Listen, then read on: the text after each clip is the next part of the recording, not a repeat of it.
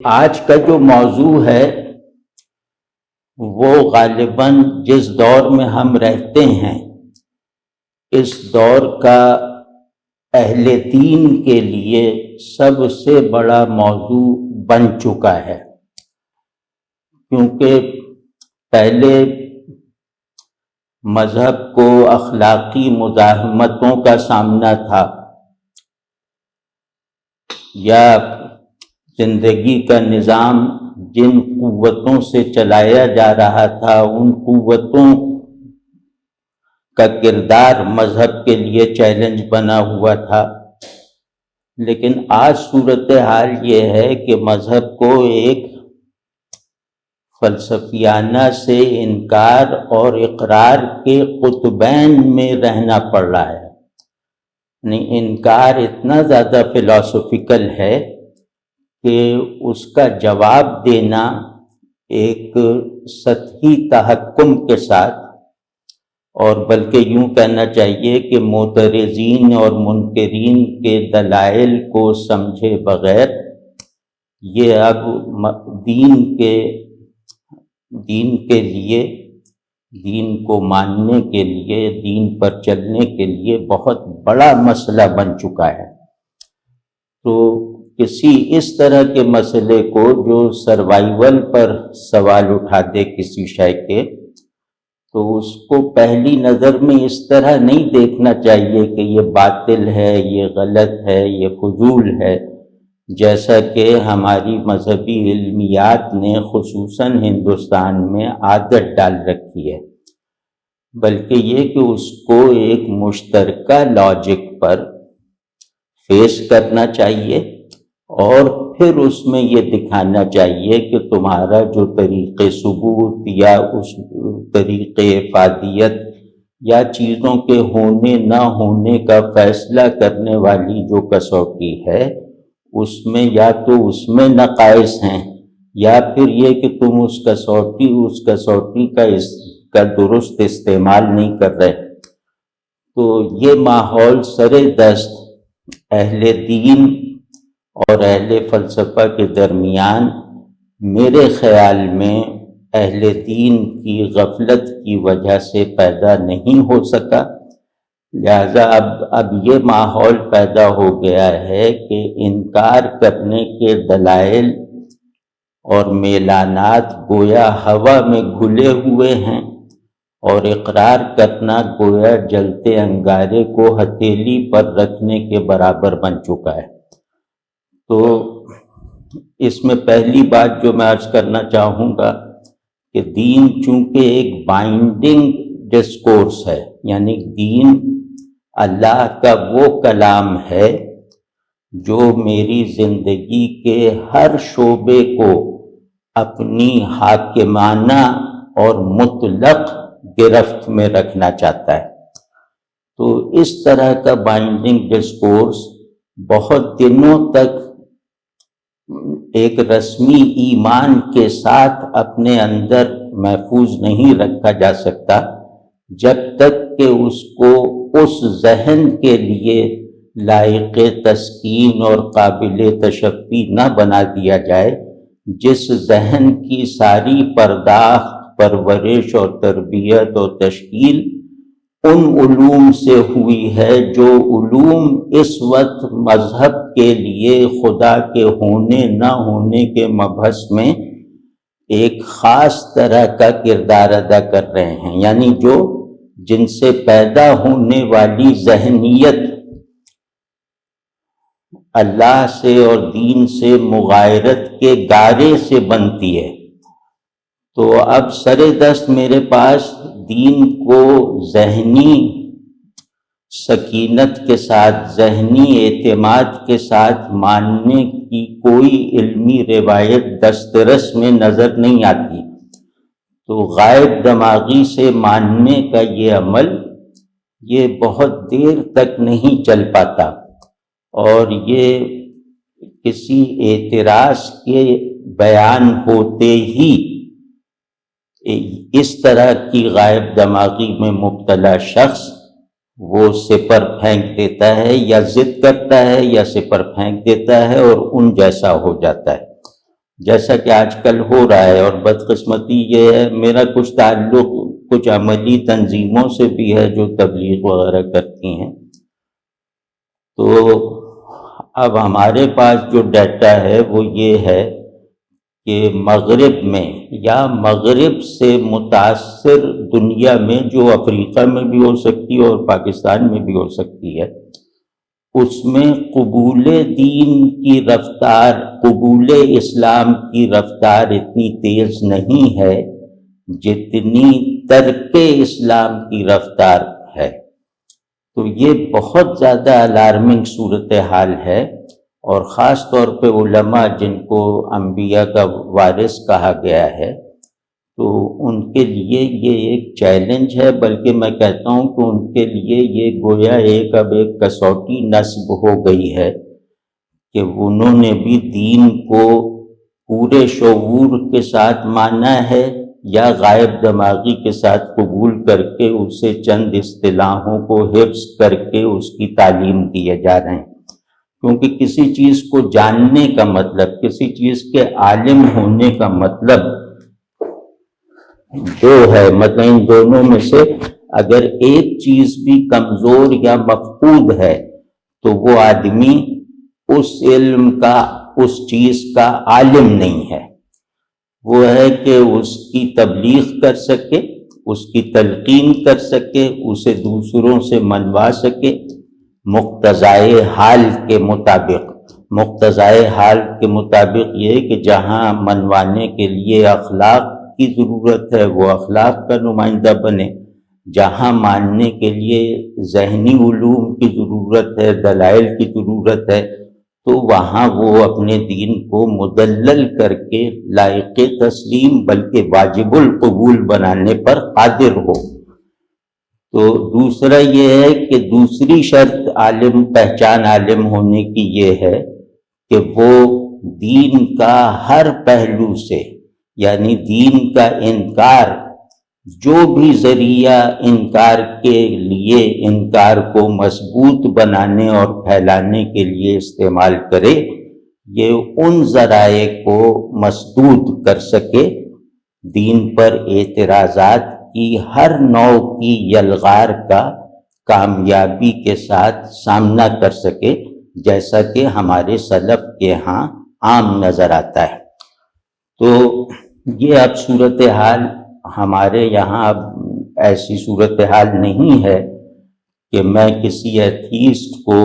یا ایتھیزم کا شکار ہو جانے والے کسی مسلمان کو یہ مشورہ دے سکوں کہ فلاں عالم دین کے پاس چلے جاؤ،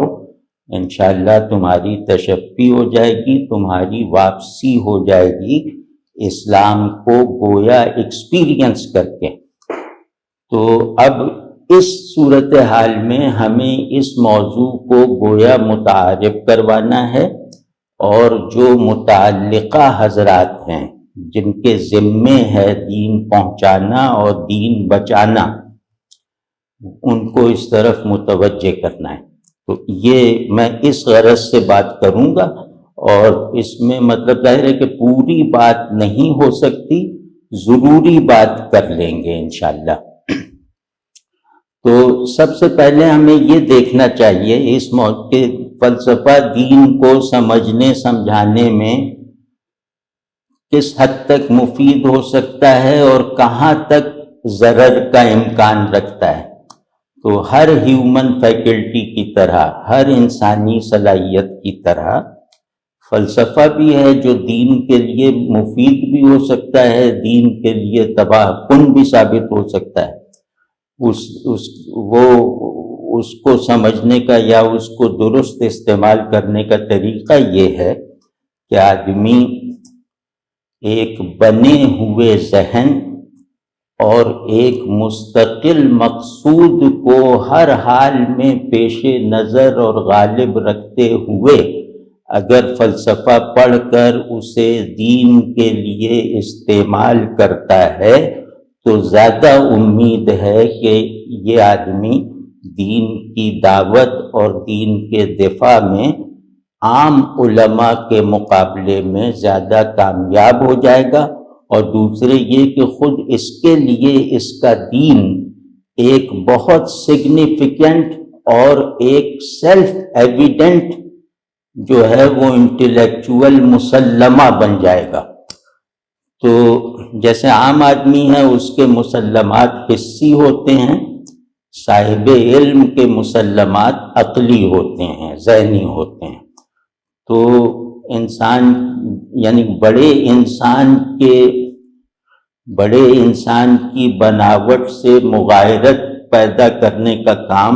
ہم نے دین کے لیے کوئی 100 برس سے شروع کر رکھا ہے. اب نوبت یہاں آ گئی ہے کہ کسی پڑھے لکھے ذہین آدمی کو کسی مستند عالم کی گفتگو، علمی گفتگو سننی پڑے تو وہ کوشش کرتا ہے کہ وہ اپنی سطح سے نیچے اترے. تو یہ بہت بڑا بحران ہے، اور اس بحران کا ایک سبب جیسے غزالی نے دریافت کیا تھا کہ غزالی کہتے ہیں کہ علم منطق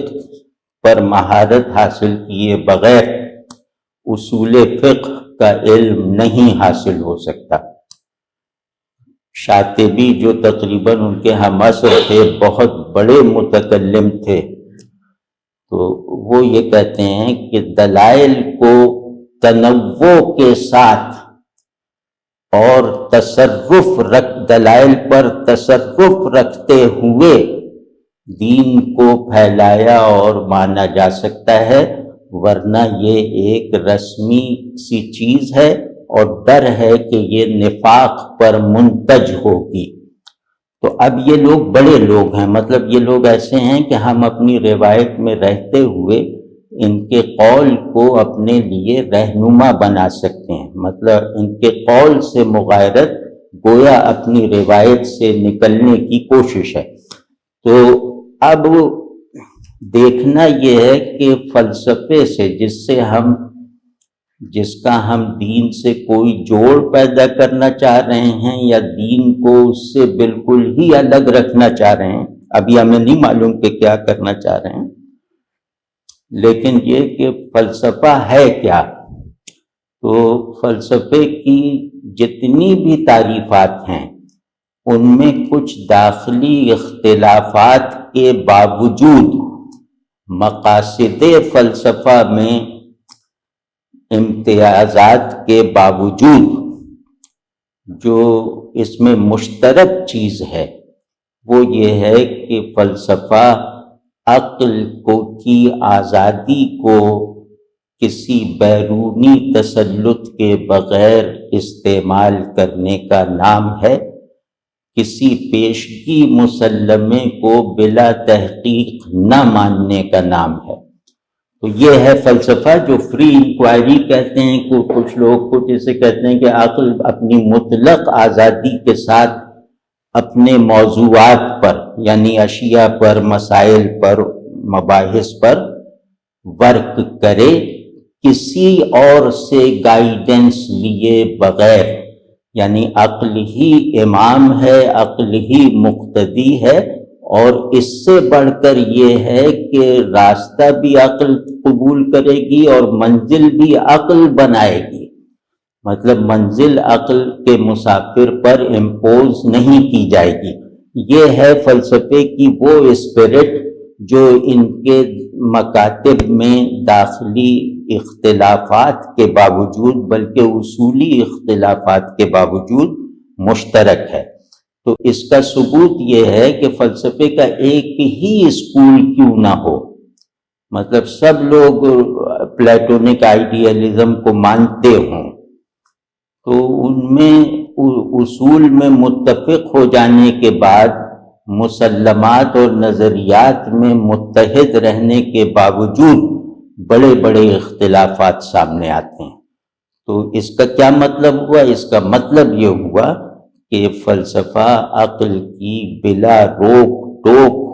حرکت اور آزادی کے بغیر وجود میں نہیں آتا. تو یہ اس پہلو سے اگر دیکھیں تو ظاہر ہے کہ اس کا دین میں جو بھی استعمال ہوا وہ فلسفے کے غلبے اور دین کی مغلوبی پر ختم ہوگا۔ جو بھی مطلب اگر ہم نے فلسفے کو دین کی تفہیم کے لازمے کی حیثیت سے اختیار کر لیا یا دین کی فلسفیانہ تعبیرات کو دین کی اب تک کی نیچرل مینیفیسٹیشنز پر غلبہ دے دیا تو اس کے نتیجے میں یہ دین اپنی وجودی ساخت اور اپنی نیچرل شعوری بناوٹ کے ساتھ قائم رہ ہی نہیں سکتا، کیونکہ دین کہتے کسے ہیں کہ وہی عقل پر، ارادے پر، قلب پر، طبیعت پر حاکم ہے۔ تو دین کی کوئی بھی خدمت، دین کی تفہیم کا کوئی بھی ذریعہ یہ ممکن ہی نہیں ہے کہ وہ وحی کے محکوم ہونے کی پوزیشن لے کر اپنی سرگرمیاں شروع نہ کرے اور دین کے دیے ہوئے مقاصد کو حاصل کرنے کی جد و جہد نہ کرے، تنوع کے ساتھ، اختلاف کے ساتھ، وغیرہ وغیرہ۔ تو فلسفہ ان دونوں شرطوں کو، فلسفہ ایز سچ وہ ان دونوں شرطوں کو نہیں مانتا، وہ کسی پیشگی مسلمے، بائنڈنگ مسلمے کو نہیں مانتا، کسی طے شدہ منزل کو نہیں مانتا۔ مطلب اوورآل ایسے فلسفی ہوئے ہیں جو مذہبی ہیں، جو سب کچھ ہیں، لیکن اوورآل فلسفہ یہ ہے۔ تو اگر ہم فلسفے کو اس کی غالب ڈیفینیشن کے ساتھ دین کی تفہیم سے میں یہ سمجھاؤں سمجھنا، سمجھانا، تو دین کی تفہیم کے لیے استعمال کریں گے تو اس میں فلسفی کی آواز اللہ کی آواز سے زیادہ بلند ہو جائے گی، نبی کی آواز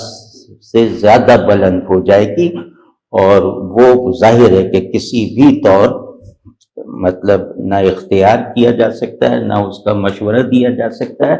اور یہ خطرہ ہمارے متکلمین نے سب سے پہلے محسوس کیا۔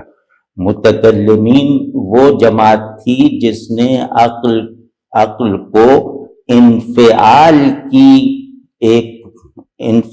کی ایک زندہ اصل پر کھڑا کر کے مومن بنانے کی کوشش کی۔ تو وہ خیر اس کی طرف ابھی آتے ہیں۔ دوسری جو بات ہے اس میں وہ یہ ہے کہ فلسفہ جان کر دین پر اپلائی کرنا یہ دین کو غارت کرنے کا عمل ہے، لیکن دوسری طرف یہ بات بھی صحیح ہے کہ فلسفہ نہ جاننے والا دین کی ذہنی قبولیت کی اعلیٰ سطحیں، دینی شعور کی ذرا بلند تر سطحیں کنٹین نہیں کر سکتا، یعنی اس کا ذہن پورا کا پورا ایمان سے پوری سکینت، تسکین اور تشفی کے ساتھ شرابور نہیں ہو سکتا۔ وہی اس کے ذہن میں اور اس کے قلب میں جذب نہیں ہو سکتی غلبے کے ساتھ، تحکم کے ساتھ، آمادگی کے ساتھ۔ تو کیوں؟ اس کا سبب یہ ہے کہ ذہن کا اب تک، ذہن یا عقل یا ذہانت، اس کا اب تک سب سے بڑا مربی جو علم ہے وہ فلسفہ ہے۔ فلسفے میں ذہن کی تمام استعدادات کو جس قوت اور جس سرعت سے بیدار کیا جا سکتا ہے وہ کوئی اور علم نہیں ہے۔ تو اس میں بیچ کی بات یہ ہے کہ ذہن کو فلسفے سے نامانوس بنائے بغیر فلسفے کو اس کی تمام تر قوت کے ساتھ وحی کے تابع رکھنا اور فلسفے کے صحیح اور غلط ہونے کے معیارات عقلی کے بجائے دینی بنا لینا، یہ ہمارے سروائیول کے لیے بہت بڑی ضرورت ہے۔ اب اس میں ہوتا کیا، جیسے متکلمین نے کیا، میں معافی چاہتا ہوں، میں تھوڑی سی غیر مربوط ہو سکتی ہے گفتگو، کیونکہ مجھے وقت دیا گیا ہے 30-40 منٹ کا، تو وہ ہمارا حال تو وہ طول کلام والا ہے نا، کہ وہ عیب طول کلام بس ہے ہمارے اندر. تو وہ جیسے یہ غالب نے کہا تھا نا، بڑک ماری تھی کہ پھر دیکھیے انداز گل افشانی گفتار، رکھ دے کوئی گر ساغر و مینا میرے آگے. تو ہم خیر گل افشانی گفتار تو نہیں دکھا سکتے، لیکن وہ ان کی وہ گل افشانی گفتار ہوگی، ہمارا طول کلام ہو جاتا ہے اگر یہ موضوع یعنی ساغر و مینا ہمارے سامنے رکھ دیے جائیں، جس میں مینا آپ دین کو سمجھیں، ساغر فلسفے کو سمجھیں. تو اب یہ پورا مسئلہ میرے خیال میں اس طرح حل ہو گیا کہ مینا دین ہے، ساغر فلسفہ ہے. تو دین اپنے شعور کے لیے، اپنی حکمت کے لیے جس شعور کو مخاطب کرتا ہے، وہ شعور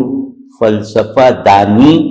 یا تفلسف کا ملکہ رکھے بغیر ممکن ہی نہیں ہے. آپ سمجھ رہے ہیں نا؟ تو اب اس میں اب دوسری یا تیسری بات یہ ہے کہ اگر ہم ایک مسئلہ اپنے لیے حل کر لیں، اگر ہم ایک مسئلے پر دینی موقف پر رہتے ہوئے اپنا ذہن کلیئر کر لیں، تو انشاءاللہ بہت سے راستے نکل سکتے ہیں جس میں فلسفہ یعنی فلسفیانہ نظریات بھی وہ دین کی تفہیم میں ایک سب آرڈینیشن کے ساتھ معاون ثابت ہو سکتے ہیں. مطلب مثال طور پہ اب جب سے کانٹ کیا ہے نا، تو فلسفے کا موضوع شعور ہو گیا ہے. شعور کیا ہے؟ پہلے تھا وجود کیا ہے.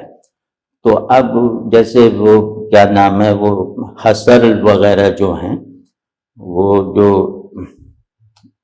ارے ان کے فلسفے کا کیا نام ہے، فینومینالوجی. تو فینومینالوجی میں پوری طرح آ کر جیسے ڈسپلینائز کر دیا گیا کہ شعور کیا ہے، شعور کی سطحیں اور فیکلٹیز اور پرتیں اور مقاصد اور میکینکس کیا ہیں. تو اور شے اور شعور میں شعور حقیقی ہے. تو اب اس میں جو ہے ہم اس سے جیسے حسرل کے فینومینالوجی سے فائدہ اٹھا سکتے ہیں، اس نظریے شعور سے فائدہ اٹھا سکتے ہیں، لیکن حسرل کی مراد کو نظر انداز کر کے. تو میری دلی خواہش ہے کہ ہمارے یہاں ایسے طلباء، ایسے اساتذہ پیدا ہوں جو سب فلسفہ پڑھے لکھیں، لیکن ان کا جو چیزوں کو دیکھنے کا پرنسپل پرسپیکٹو دینی ہو، یعنی وہ اپنی دینداری، اپنے ایمان میں ترقی کے لیے ہر طرح کے سبب کو اختیار کرنے پر قادر ہوں. تو اس میں وہ جیسے میں نے مثال دیا، نیٹشے کو کون نہیں جانتا کہ وہ منکر خدا تھا، لیکن ایک آدمی آتا ہے وہ نیٹشے سے ہی دینی فائدہ حاصل کر لیتا ہے. کیونکہ جو باتیں ظن سے پیدا ہوتی ہیں، جو باتیں عقل کی خلاقی سے پیدا ہوتی ہیں، جو آدمی جو چیزیں ایک ایسے پیشن سے پیدا ہوتی ہیں جو کہیں سے گائیڈڈ نہ ہو، ان کے سارے اینڈز اوپن ہوتے ہیں، وہ اپنے مصنف سے آزاد ہو جاتی ہیں. تو فلسفوں کو ان کے مصنفین سے آزاد کر کے اپنے ذہن کی تقویت کا سبب بنانا، اور فلسفے میں جو میٹافزیکل اثبات کی جو جہتیں ہیں، اور وہ بہت ویل اسٹیبلشڈ جہتیں ہیں، ان جہتوں کو ایمان بالغیب کے لیے استعمال کے دلائل کے طور پر استعمال میں لانا، یہ نہ صرف یہ کہ ممکن ہے، بلکہ میرا خیال ہے کہ اب ضروری بھی ہے. تو اس سارے مسئلے کا سب سے زیادہ گہرائی اور تفصیل اور شدت کے ساتھ سامنا دور جدید میں اقبال نے کیا تھا. تو اب آپ اقبال کو دیکھتے ہیں نا کہ اقبال کی جو ریکنسٹرکشن ہے، جو ان کی فکر کا مجموعہ ہے، تو اس کے بالکل شاید پہلے ہی فقرے میں وہ یہ بتاتے ہیں کہ مذہب، ہائر فلسفی اور سائنس یہ ایک ہی حقیقت کے لیے، ایک ہی حقیقت کو پانے کے لیے پیدا ہوئے ہیں، اور ان میں اب جو اختلاف ہے وہ عارضی ہے۔ ایک مرحلہ آئے گا کہ سائنس اور فلسفہ بھی ان حقائق کی اپنے اپنے معیار پہ تصدیق کرے گا، اپنی منطق کے مطابق تسلیم کرے گا جو دین نے بتائے ہیں، مطلب یہ روایت بالمعنی کر رہے ہیں۔ تو پھر اقبال کے یہاں اگر ہم غور کریں، اور غور کیا کریں، سطحی نظر سے بھی دیکھ لیں، جو آدمی صرف ان کی شاعری ہی پڑھ لیتا ہے وہ بھی یہ بات جانتا ہے کہ فلسفہ، سائنس اور مذہب، ان کے درمیان تصادم اور تطابق کے جتنے راستے اقبال نے دیکھے یا کھولے ہیں وہ آج بھی فریش ہیں، ریلیونٹ ہیں۔ تو اب میں جیسے ایک مثال دیتا ہوں کہ انسانی شعور کے قطبین ہیں، یعنی عقل کی ورکنگ کی جو دنیا ہے اس کے قطبین ہیں، ایک انفعالی، ایک فاعلی، یعنی عقل پیسیوٹی اور ایکٹیویٹی دونوں کی حامل ہے، اور دونوں کو ایک دوسرے سے انٹریکشن کی حالت میں رکھ کر حرکت کرتی ہے۔ یہ بات واضح ہے نا کہ عقل جو ہے وہ جہل محض سے علم مطلق تک نہیں پہنچتی، عقل علم جزوی سے علم کلی تک پہنچنے کا سفر کرتی ہے، یعنی ذہن جو ہے وہ سادہ سلیٹ کی طرح چیزوں کو اس نظر سے نہیں دیکھتا کہ یہ جو ہیں یہ اس سادہ سلیٹ پر کچھ عبارتیں لکھ دیں۔ ذہن ایک علمیت جس کو کہتے ہیں ایپسٹیم، وہ اس سے بنا ہوا ہے، اس کے کچھ نیٹ آئیڈیاز ہیں، اس کے اندر چیزوں کو سمجھنے کی اس کے لیے محسوس فضا ہے۔ تو وہ گویا جاننے کی حالت کو مکمل کرتا ہے، انجانے پن کو ختم نہیں کرتا۔ تو یہ ذہن کا اب ہوتا کیا ہے کہ ذہن جو جانتا ہے، جس کی شناخت نہیں رکھتا، وہ اس کی پیسیوٹی کا حصہ ہے، اور ذہن اسی پیسیوٹی میں موجود مسلمات یا آئیڈیاز کو اپنے معروضات یعنی اپنے آبجیکٹس پر اپلائی کرتا رہتا ہے۔ مثال طور پہ جیسے ٹائم اور اسپیس ہے، یہ دو انیٹ آئیڈیاز ہیں، یہ ہر شعور میں بلا تعلیم کے اور بلا مشاہدے کے موجود ہیں۔ اب میرا جو بھی مشاہدہ ہوگا، میری جو بھی دانش اور میرا جو بھی علم ہوگا وہ ان کیٹیگریز میں فال کرے گا۔ تو یہ ہوتا ہے پیسو عقل کا کانٹینٹ، اپنے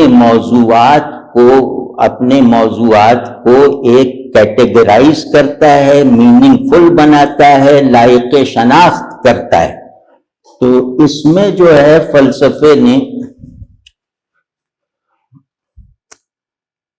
فلسفے نے ایک بہت بڑی غلطی اپنے دور جدید میں کی، وہ یہ کہ انہوں نے عقل کی پیسیوٹی کے بیسک کردار کا انکار کیا، اور انہوں نے یہ کہا کہ شعور جو ہے وہ وجود پر غالب ہے، یعنی شے کا شعور شے سے زیادہ مکمل ہے۔ تو اب اس سے جو مسئلہ پیدا ہوا وہ یہ ہوا کہ عقل، میں معافی چاہتا ہوں ٹیکنیکل نہیں ہونا چاہ رہا لیکن تھوڑا سا ایسے بس وہ کر رہا ہوں کہ عقل اپنے خلقی مسلمات یا کانٹ کی اصطلاح میں اپنے انیٹ آئیڈیاز سے منحرف ہو گئی، بیگانہ ہو گئی، نامانوس ہو گئی۔ تو اب عقل صرف ایک ایکٹیویٹی ہے، اور ایسی ایکٹیویٹی جو ارادے کے جبراً تابع ہے، یہ اس پہ ایک جبر ہے کہ اس کی حرکت کا رخ اس ارادہ متعین کرتا ہے۔ تو اب اس میں کہ عقل کی پیسیوٹی سے منکر ہو کر شعور کی دنیا کے بیلنس ہی کو بگاڑ کر جن حقائق کے ادراک کا دعویٰ کیا جائے گا، وہ دعویٰ بالکل سرے سے ناقابل التفات ہے، اور وہ میتھڈ ہی غیر عقلی ہے۔ مطلب ہر وہ شے غیر عقلی ہے جس میں عقل کی پیسیو اسٹیٹس بھی داخل نہ ہوں۔ یہ بات واضح ہے نا انشاءاللہ؟ وہ تھوڑا سا آپ سر ہلا دیجئے تو سمجھتے ہیں۔ تو وہ اب دین جو ہے، دین ایک ظاہر ہے کہ اللہ کا بنایا ہوا ڈسکورس، اللہ کا بنایا ہوا بیان ہے نا، تو اس میں جو ہے وہ عقل کی پیسیوٹی اور عقل کی ایکٹیویٹی کے بیلنس کو بالکل ابدی طور پر تغیر سے حتماً ماورا کر کے بحال رکھا گیا ہے اور برسر کار رکھا گیا ہے۔ وہ میں ابھی عرض کرتا ہوں، اسے جاننے کے لیے ہمیں فلسفے کی کسی کمک کی ضرورت نہیں ہے۔ وہ یہ ہے کہ اب جیسے ہائیڈگر وغیرہ کو آپ پڑھیں جو جدید ترین فلاسفہ ہیں، تو ان کو آپ پڑھیں تو وہ یہ کہتے ہیں کہ لاشعور یعنی عقل ایک غیاب میں اندھیرے کے احساس کے ساتھ رہتی ہے، اور اندھیرے کا یہ احساس روشنی میں بھی برقرار رہتا ہے۔ یہ بہت خوبصورت جملہ ہے اور یہ بہت بڑی دریافت ہے پرسیپشن کے لیے۔ تو اب دیکھیے کہ خالق ذہن یعنی اللہ نے، خالق شعور یعنی اللہ نے ہمارے شعور کو بنایا ہی ایسا ہے، ایسے نظم کے ساتھ، ایسے در و بست کے ساتھ، اور ایسے متنوع اور اپنے آپ میں جدلیاتی نسبتیں رکھنے والے ملکات کے ساتھ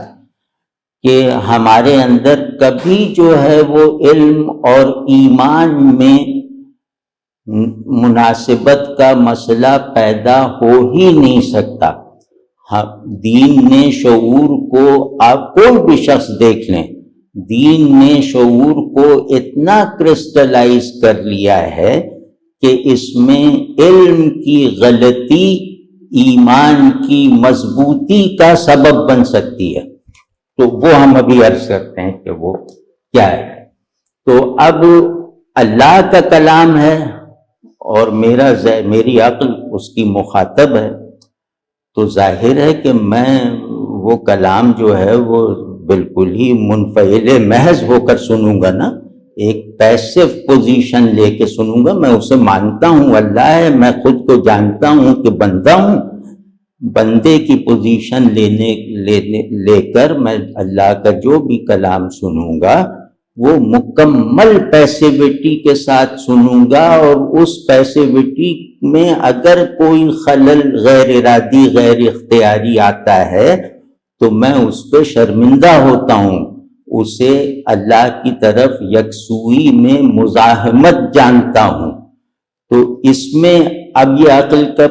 یہ ہے عقل کی پیسیوٹی کا جینوین اور ریئل اور پرنسپل کانٹینٹ، یعنی اللہ اور اس کی دی ہوئی خبریں اور اس کا اتارا ہوا کلام، یا یوں کہہ لیں کہ دین اپنے حقائق کے ساتھ، دین اپنے بیسک عقائد کے ساتھ یہ شعور کی پیسیوٹی میں محفوظ ہوتا ہے، اس طرح نہیں جیسے بیمار بچے انکیوبیٹر میں رکھے جاتے ہیں، بلکہ اس طرح کہ شعور اپنی پیسیو اسٹیٹ میں اپنی ایکٹیو سرگرمیوں کو منضبط، مربوط اور مقصدی بناتا ہے۔ اگر میرا شعور میری پیسیو اسٹیٹس یعنی میرے پیشگی مسلمات سے منحرف ہو کر چیزوں کو جاننے اور سمجھنے اور ان پر تصرف حاصل کرنے کی کوشش کرے گا تو میری ساری کوششیں ایک قیاس پر ختم ہوں گی، یا ایک ایسے نقص پر ختم ہوں گی جو نہ علم کو علم کہنے کے لائق چھوڑتا ہے نہ پورا جہل ہوتا ہے۔ تو مطلب شعور کے لیے جہل کا الزام گوارا ہے اس کی ترقی کے لیے، لیکن جہل مرکب کا طعنہ سننا یہ مطلب ظاہر ہے کہ خلاف غیرت ہے عقل کے لیے۔ تو جب بھی میں اپنے بیسک آئیڈیاز کے ساتھ اپنے عارضی معلومات کو حاصل کرنے کی کوئی بھی کاوش کروں گا تو اس میں ممکن ہے کہ میری عقل کا فعال کردار کسی سرگرمی کے نتیجے میں کسی غلط نتیجے پر پہنچے۔ یعنی میں نے میز کو کرسی سمجھ لیا، چھت کو فرش سمجھ لیا، تو اس کا بھی کوئی ضرر نہیں ہے۔ اب آپ دیکھیے کہ کتنی بڑی رحمت ہے کہ علم میں غلطی یعنی عقل کی فعالیت، عقل کی نارمل فعالیت کے نتیجے میں غلطی کا پیدا ہو جانا عقل کے پیسو مسلمات میں تقویت کا سبب بن سکتا ہے۔ وہ میں مثال دیتا ہوں ابھی آپ کو۔ تو وہ مثال یہ ہے کہ علم نام ہے، نالج نام ہے۔ تھوڑا سا ٹیکنیکل ہو کے بات کرتے ہیں تاکہ مختصر ہو جائے۔